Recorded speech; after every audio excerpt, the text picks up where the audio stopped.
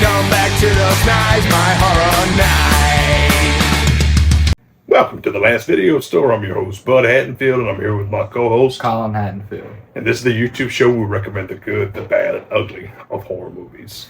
I did an episode a while back going over pretty much all the horror movie remakes I can think of, but I would like to do a specialized one where I just talked about my 10 favorite horror movie remakes. They're not for everybody. A lot of the time, the original does such a good job that there's really no need to do it except to kind of target it more to a new audience. But I'm one of those, I always enjoyed older movies, even when I was a kid. I just love the Universal monster movies in black and white. So in the 90s, I was catching up with these movies from the 1930s and 40s. But not everybody can enjoy an older movie like I can. So I'm going, like I said, talk about my 10 favorite horror movie. I can't talk today. My 10 favorite horror movie remakes in no particular order. But first of all, what do you feel about horror movie remakes? I feel most of them can be good most of the time, but I feel like a lot of horror movie remakes just ruin what the original movie had. Okay. You might be straying a little bit far from the camera. So, do you have a certain favorite horror movie remake? I have two horror movie remakes I like. I really like the Toxic Avenger remake from, I don't remember when that came out. I think last year. Yeah, around last year, and the newest Silent Night Deadly Night remake was one of my favorite remakes. Good movies. Yeah. So, kicking it off, the very first one on my list is going to be John Carpenter's Village of the Damned. Very similar to its original movie. Pretty much, this small town, there's some alien activity. Something ends up happening, and everybody in the town falls asleep. And when they reawaken, several of the town's females are pregnant, and they're all about the same time, all the same trimester. They all give birth the same day, and they all have these little white-haired children that have these powers that can influence you to do things that you don't want to do. I liked the original. I was always a huge fan of John Carpenter, so in the mid-90s when this one came out, I absolutely loved it. Christopher Reeves was in it. I think this was his last movie before he was paralyzed. We got Kirstie Alley. We got Crocodile Dundee's ex-wife. I think they were married at the same time. Have you ever seen Village of the Damned? I have seen Village of the Damned. And you liked it? Yeah, I really liked it. Okay. So the next one I actually went watching the theaters in the late 1990s, and it was the remake of House on Haunted Hill. I thought this one was a lot of fun. A lot of people shit on it. We got Chris Kattan from Night at the Roxbury and fucking Corky Romano. We got a really good cast. Taye Diggs. We got Jeffrey Rush, who's playing an homage to Vincent Price's character, or to Vincent Price. I thought this was well made. We got Jeffrey Combs in it. It's always a good time seeing him, and it just had a super eerie atmosphere.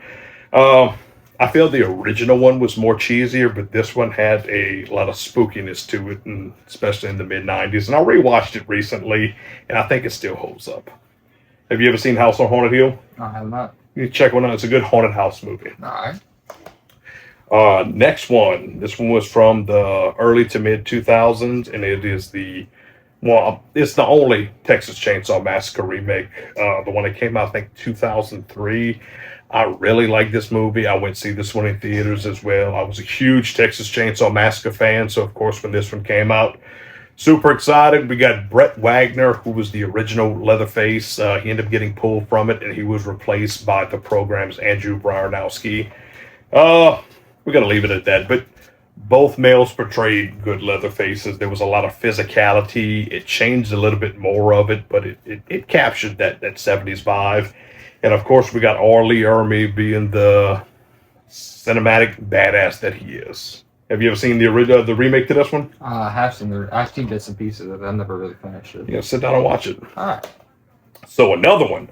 It was Friday, February 13th, 2009. And where was I? I was in the movie theater watching the Friday the 13th remake.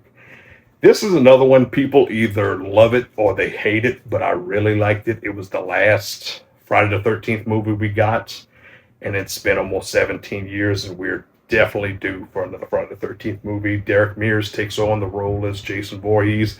I think he does a badass job with it, and it kind of twists the original, where the original just portrayed the Pamela Voorhees, and it kind of starts off like that, and it's Jason running, hacking people's heads off, lighting people on fire in the fire retarded sleeping bags. Great movie. Now, you've seen this one, correct? Yeah. You liked it? It was alright. So, not too long after that, I was also in the theaters watching My Bloody Valentine 3D.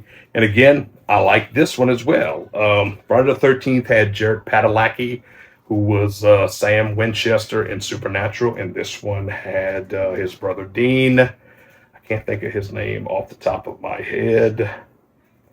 Jensen Ackles, who was Dean Winchester. And My Bloody Valentine was one I seen as a young child. It was just very iconic. You flipped over the back of the VHS tape, and it had that dude who was born alive that was stuck in the icebox. I remember seeing that. Oh, I definitely got to watch this movie, and I fell in love with it.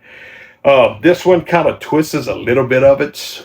They add the 3D effect to it, but I thought it was good. Very much enjoyed it. And I kind of double feature both this one, the original, and Valentine's every year. So, My Bloody Valentine 3D. So one of my favorites on this list is George A. Romero's Night of the Living Dead, 1990. That was directed by Tom Savini. Starred the amazing Tony Todd before he had did Candyman. We have Patricia Tillman. She had did some stunt work, and she was in Army of Darkness, but she had worked with George A. Romero in Night Riders. This is just such a fun, badass zombie movie.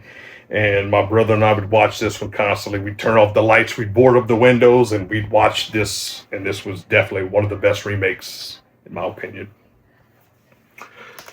So one that didn't get a lot of love initially, which really sucked because it's such an amazing movie, and it's John Carpenter's The Thing, which was a remake of The Thing from Another World, which is a book adaptation of, I think, Who Goes There? I could be wrong with the title.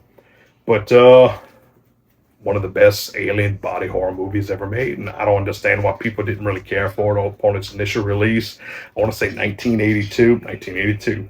We get the awesome Kurt Russell, who has worked with John Carpenter many times. He portrays R.J. McCready, who's the pilot on this Antarctica expedition, where all these men are enclosed in the frosty... What's the word I'm going to go here? They're pretty much stuck in the middle of nowhere with a fucking alien who can kind of break off and mutate and take form of people. So that's all I'm going to say. I didn't care for the dog scene. That was always kind of heartbreaking. So, another one that I begged my friends to go watch with me in theaters, and they really regretted the friendship after they watched it, but it was The Hills Have Eyes. Again, I love the original. When I found out that they were remaking it, you know, my ass was there opening night with my big ass bucket of popcorn watching this movie. And it's pretty much very similar to the original, just a couple of little tweaks and whatnot. And instead of just a cannibalistic family that are inbred and they live in the middle of the hills, it's their radiation affected family. But definitely love this one. So another one, which is my favorite, is going to be 1988's The Blob. I used to watch this one all the time. I did an individual episode on it. It was filmed one town away in Abbeville, Louisiana. Such a fun movie. They did twist it to where, obviously, if you haven't seen it, spoiler alert. But in the original, it was a meteorite who came from the sky, and it started sucking up on people and growing bigger, and it looked like Jello coming after you. Where this one was a man-made product that pretty much took form, and it did the same thing. It had Kelvin Dillon, Shawnee Smith, who was in the Saw movies. Bill Moseley had a small part as a scientist underground. Jeffrey DeMunn, who was in The Walking Dead and some other Frank Darabont movies. But this is such a fun film, and I absolutely love it. So the last movie on this list was Night of the Demons. Still to this day, I love the original. Linnea Quigley's probably the second most beautiful woman in the world. Of course, my Shelley's number one. But man, this movie's awesome. And Linnea Quigley reprises a very similar role at the very beginning. And this one has more of a comedic tone, where the first one was more serious in nature, but it's a gory, fun mess that has Edward Furlong from fucking Terminator 2. So, how many of these have you seen? Around half of the list I've seen. So you got 5 other movies to watch? Yeah. Okay. So thank you for tuning in to The Last Video Store. Once again, I'm your host, Bud Haddonfield. I'm Cotton Haddonfield. And let me know what your favorite horror movie remake is. Let me know if you agree with me, if you disagree with me. I want to talk horror movies with y'all. So thank you for tuning in. Please like and subscribe, and we'll see y'all on the next episode.